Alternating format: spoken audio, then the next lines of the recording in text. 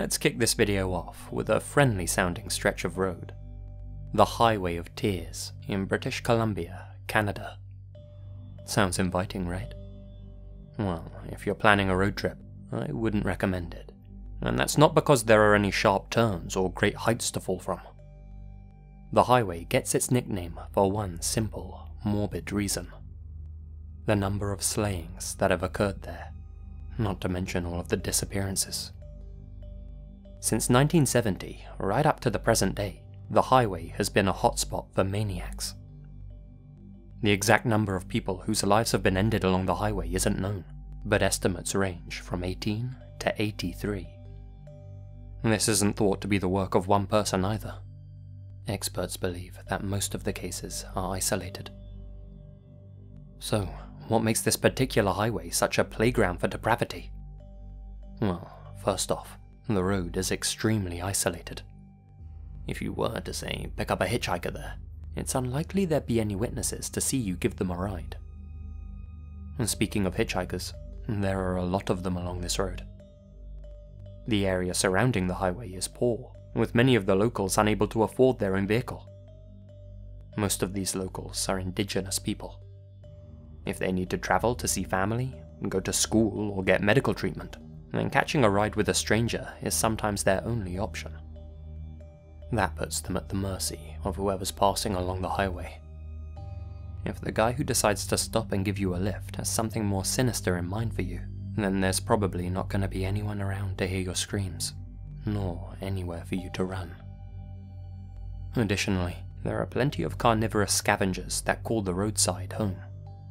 If you were to dump a lifeless human carcass on the side of the road, they'd quickly be disposed of by the local creatures.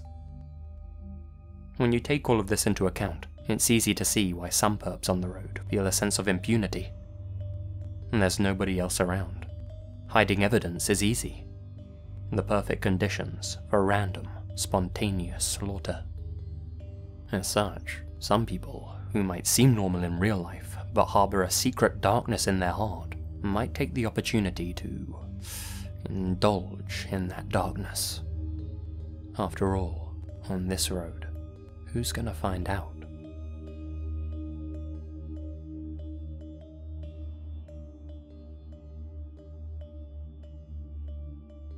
This next entry makes the list for one very simple reason.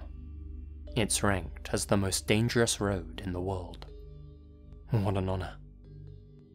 The North Yungas Road in Bolivia. The perfect place for people seeking adventure, scenic views, and quite possibly an early appointment with the Reaper. Every year, an average of 300 people lose their lives while passing along this narrow, 3-meter wide mountain track. The road itself runs on for 43 miles and connects Coroico and La Paz. With a peak height of more than 15,000 feet, many parts of the road are above cloud level, so saying that there are sometimes visibility issues is a bit of an understatement. That wouldn't be such a problem if there wasn't a sheer drop along one side of the road pretty much the entire way. Unfortunately, it's not uncommon to see either the vehicle in front of you or behind you go plunging over the side of the mountain, reminding you just how much is at risk while you make your way along the thin, muddy gravel trail. This usually happens while they attempt a risky overtaking maneuver. Road rage can also be a huge problem, with aggressive and impatient motorists pressuring you to go faster around the tight, narrow corners, of which there are more than 200. There have even been reports of vehicles ramming into other cars on the road, forcing them over the edge. Whether those incidents were accidents or intentional is anyone's guess. The most infamous incident on Yungas Road occurred when a bus veered over the edge of the mountain. In an instant, 100 people lost their lives. If this trail happens to be on your road trip bucket list, then I highly recommend leaving it until last, as there's a good chance it'll be the last journey you ever embark on.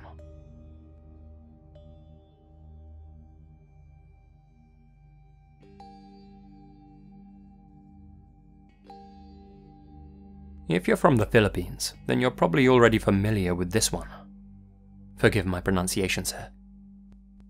Balete Drive is a real place in Quezon City, infamous for one of its more spectral residents. The White Lady. If you pass along the road during daylight hours, you're unlikely to become acquainted with her. Pass through during the midnight hours though, and that all changes. According to an urban legend that dates back to the 1950s, a young woman in a white dress hailed a taxi one night all by herself and asked the driver to take her home. The driver agreed, but apparently had other plans in mind. He took her as far as Balete Drive, where he then stopped the vehicle and forced himself upon the woman in the back of the cab. She fought back and was battered by the driver. After he'd had his way with her, he dumped her under one of the Balete trees along the drive, and then sped off into the night. Sadly, he had injured her too severely. Alone, afraid, and in agony, she passed away beneath the tree. In the Philippines, the Balete tree is believed to have magical properties. Many believe that because her life ended beneath one of the Baletes, the woman was able to return to this mortal coil, bitter and seeking revenge. Nowadays, if you pass through Balete Drive between midnight and 3 AM, you just might spot a woman standing by the edge of the road, looking for a ride. There have been hundreds of alleged sightings, many from taxi drivers, though also from other motorists who describe the woman as a hitchhiker. Either way, all of the sightings have a few things in common. The woman is always dressed in white. When picked up, she'll enter the back of the vehicle and sit quietly. When the driver looks in their rearview mirror, they'll see that the woman's face is bruised and contorted, no longer recognizably human. She'll then blink out of existence. Other people have reported not seeing the woman at the side of the road at all, but even so, when they checked their rearview mirror, her twisted face was there, staring back at them. When they checked their back seats, there was no trace of her at all. Many drivers have crashed due to the shock of seeing the White Lady. Other drivers say their crashes were unexplainable, that they didn't see the woman at all, and that they suddenly just lost control of their vehicle on Balete Drive, as if someone else suddenly turned the wheel and hit the accelerator. Now every motorist in the area knows not to look in their rearview mirror or pick up any women dressed in white while passing down Balete Drive. The Lady in White became a very popular bit of folklore in the country, and thrill seekers and ghost hunters alike flocked to Balete Drive to look for her. The road itself is now heavily patrolled at night, since the locals were constantly being woken up by the screams of people who spotted her. Well, allegedly spotted her, that is. This legend is probably just a cautionary tale after all, one about the dangers of picking up hitchhikers, or if looked at another way, the risk you assume when getting into an unlicensed cab at night. But there are so many accounts from otherwise grounded, skeptical people that it does make you wonder. So, what do you think? Could there be any truth to this urban legend? I guess the only way to know for sure is to drive down Balete Drive yourself and see if you make a new friend dressed in white.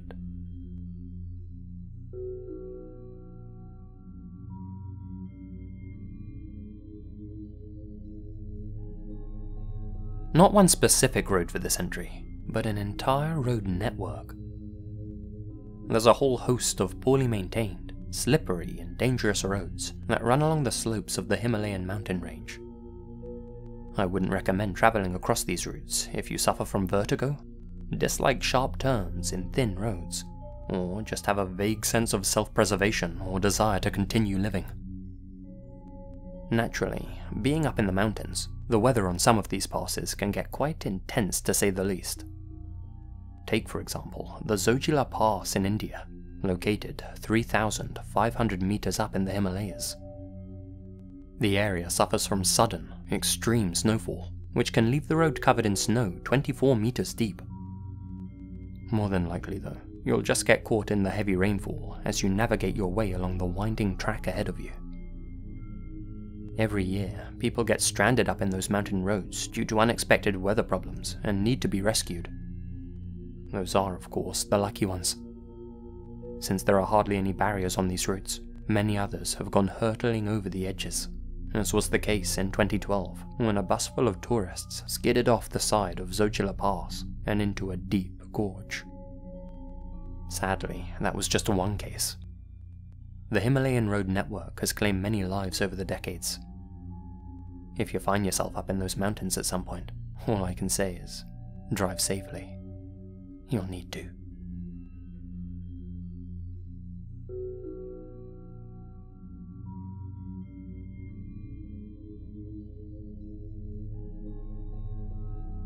Just east of the Nevada border, running through the desert northwest from Wickenburg to Kingman, you'll find Highway 93, known to many as Blood Alley, a title the road has done everything in its power to earn.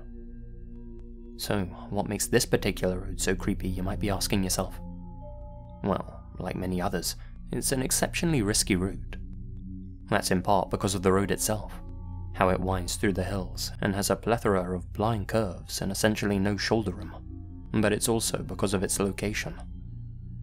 This highway runs through the hills, meaning there's an abundance of sections where cell phones can't get a signal and radios produce nothing but static. It's not only the landscape surrounding you that's barren. Usually the road itself is deserted too. It's not unusual to travel the full length of the road without seeing another car on your journey. If you happen to break down or crash somewhere in the middle of the highway, there's a good chance you'll be stuck there for a while. Pair with that the extreme temperatures of the desert, a limited supply of water, and no cell signal, and you have yourself a serious dilemma. You don't have to worry about forgetting how unsafe this road is. There are constant reminders along the way. The entire length of the highway is dotted with small, white crosses, marking where past travelers met their untimely end. Sometimes you'll see a cluster of several crosses. Those mark the spots where entire vehicles of people perished. There's one particular spot that's home to 6 of these crosses. A family of 6. With so many terrible accidents occurring on the highway over the years, it's no wonder many locals say the road's haunted. A whole host of sightings have been reported by travelers, but one infamous resident ghost is known as the Highwayman.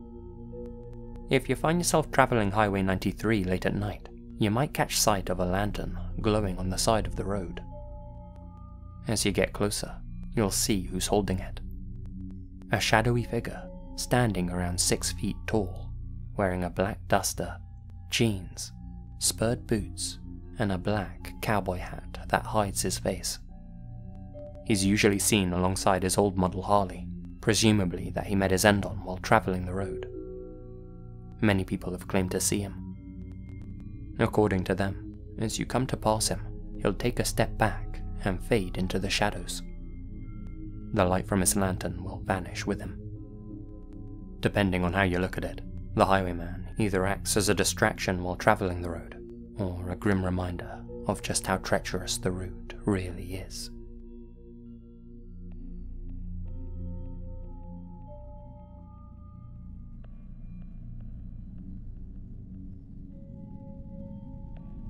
Anyone who speaks Portuguese knows what this road's name means. BR-116, or Rodovia de Morte as it's called by the locals, is the second longest highway in Brazil. It runs from Fortaleza all the way to Jaguaro. Every year, millions of people travel along this highway, and every year, thousands of them lose their lives. So, what makes this road so dangerous? Well, like other entries on this list, there are sections of the road that wind along cliff edges. The worst section for this comes as you approach Sao Paulo, where you have to drive exceptionally close to sheer drops, while, on unlucky days, being simultaneously bombarded by strong winds and rain. A recipe for disaster if ever there was one. In fact, accidents along this part of the road are so distressingly common that the locals aren't even surprised by them anymore. They've literally become a daily occurrence. Just as dangerous as the slopes, however, are the humans waiting for passing drivers. Police patrols along the road are very few and far between, and the pass is often littered with bandits, especially at nighttime. These guys don't have so much a live and let live mentality as a live, now gimme a car, now die mentality. So, yeah, if you find yourself in Brazil, a road trip from Rio to Sao Paulo might not be such a great idea.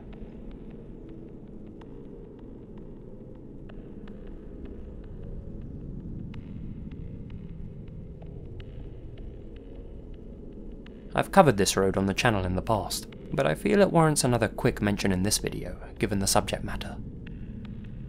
Zombie Road. Officially known as Al Foster Trail, it's easily the shortest road on this list, coming in at only 2 miles. What it lacks in length, however, it more than makes up for in infamy. Zombie Road is considered one of Missouri's most haunted places, and is arguably one of the most haunted roads in the world. The surrounding woodland is home to one of the country's largest Native American burial grounds, which pretty much goes hand in hand with paranormal happenings. It's a strange place for sure, but what's interesting about the road is that you're not actually allowed to go there after sundown. It's guarded and heavily patrolled by the police. If you get caught trespassing, you'll receive a hefty $1,000 fine. Still, that doesn't stop some people from sneaking onto the road and exploring it for themselves. Thing is, they have to do so on foot. The road's pretty much impassable by car nowadays, having fallen into disrepair. Those who have gone exploring the trail have reported seeing some exceptionally eerie things, and their accounts are all strikingly similar. They're consumed by an overwhelming sensation of dread, and feel like they're being followed while walking the trail. Those brave enough not to turn back have reported hearing footsteps following them, and strange figures standing at the edge of the woodland, watching them as they pass through. Many believe these to be the spirits of former railway workers who perished while working on the tracks that run through the woods. Some believe that those workers rise from their graves at night, hence the name of the road. The nearby river has also claimed many lives in its time, even in recent years. It's not uncommon for human remains to wash up on its banks. The woods are also filled with abandoned, dilapidated shacks. One in particular at the end of the trail is said to be the home of the Screaming Woman, the ghost of an elderly lady who screams at those who pass by. Multiple hikers have reported seeing her, standing in the doorway of the shack, crying out to them.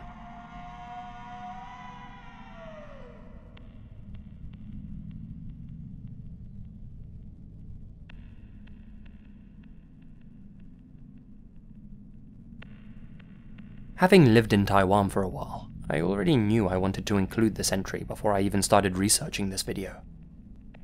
Located in what's colloquially known as the Taiwanese Grand Canyon, Taroko Gorge is one of Taiwan's 9 beautiful national parks. Taroko itself translates into magnificent or splendid, certainly not words I'd use to describe the road that runs through it. Taroko Gorge Road is made up of a series of tunnels carved into the mountain. That's all well and good, but when earthquakes and typhoons are a common occurrence, it's not unusual for things like this to happen.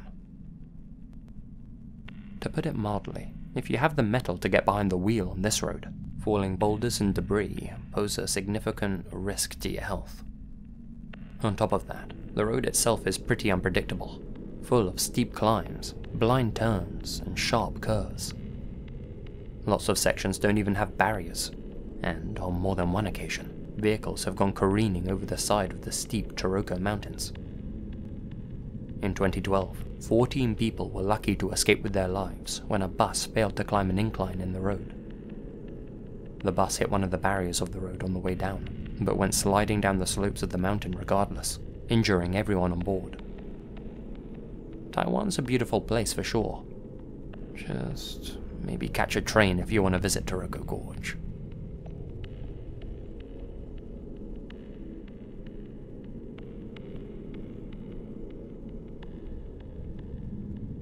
Morrow Road is perhaps one of the most chilling routes you can drive in all of North America. Near Detroit, just across Lake St. Clair, you'll find Clay Township, a small, rural community. Running through it is Morrow Road, a 2-lane strip of paved road lined on both sides by thick woodland. On the surface, it's pretty unassuming, just another dusty trail in the good old US of A. but appearances can be deceiving. It's actually home to a rather chilling urban legend. As the story goes, in 1893, a woman went out in the middle of the night during a snowstorm. Her reason? She was frantically looking for her young son, who had gotten out of the house somehow. The storm was severe that night, and while searching for her child, the woman sadly froze. Neither her nor her son were ever found. Rumour has it that the woman still hangs around Morrow Road though, only in a much more ethereal sense. If you live near the area, here's something you can try for yourself.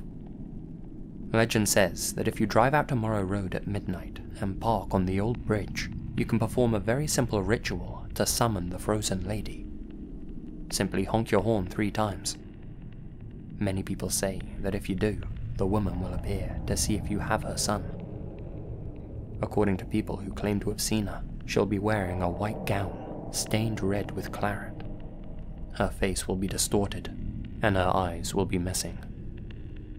If you try to flee, either on foot or in your vehicle, she'll chase after you. If she catches you, it's game over. In the words of one local resident, "I was skeptical of this whole legend, so I got together with some friends and we drove out there one night in 1992. We shut off the car and sat there for a minute. My friend honked the horn a few times, and right away we heard a baby crying. It was coming from underneath the bridge. We got out of the car and I leaned over the guardrail. I could hear it crying, but I couldn't see anything. Somewhere out of the darkness, we heard a woman shout, 'Where's my baby?'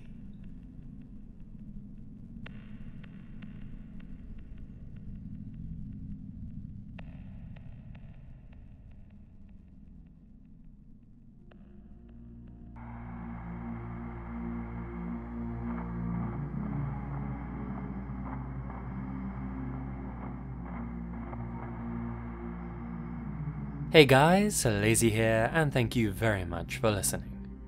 Well, I certainly wouldn't recommend any road trips down these roads, that's for sure. Before this video ends, I'd just like to say a huge thank you to all of my supporters on Patreon, especially my biggest supporters. Joey Hatfield, Mystic the Manicheat, Infamous-senpapi, Joshua Lindsay, Sieg Carl R, Martin Vatland, Gamma A, Kelly Rocco, Connor Lothan, Kelly Rocco again, Danny Elk, Darius Saffaie, Nadine, Sloane Crawford, Sarah Ramirez, Victor Javier Fonseca Ruiz, AnimeWimp, Crazy MaskParade, James Labour, ProCupidineNata, Gina Valera, Philip Westre, Alex Greensall, Monica Mendoza, Crawford K McDonald, Marley Wright, and Ray Price Burton. Thank you guys so much, your support really helps the channel out. Be sure to smash that like button or I'll smash you, and I'll be back again very, very soon. Until then guys, you all stay spooky. And remember, the best things happen in the dark.